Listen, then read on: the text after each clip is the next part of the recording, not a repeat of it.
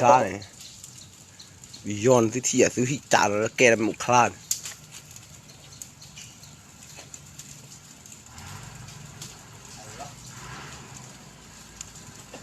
thìa nếu hít cái bạn lâu gác lấy giờ mà bây giờ của ra bây giờ sao được gì với cái chín mượn nè tôi thích là không được thì đi tha nó khuya thì đi tha nó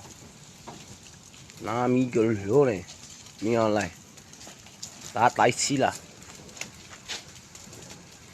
đã khoe cái đấy xí là mi lỗ này ở đây chỗ là cái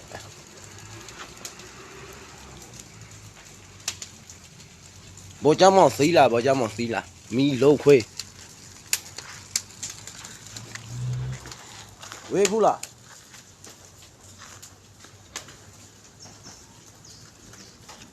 đi cái mẹ là tí là mi lỗ này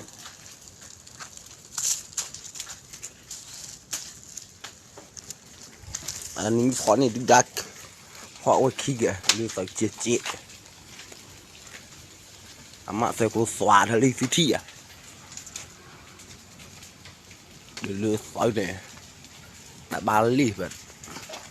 bây giờ nhau phố vậy băm mà lại có lôi rồi mà khỏi nhưng mà tí cố gắng để ba muốn xin nó cả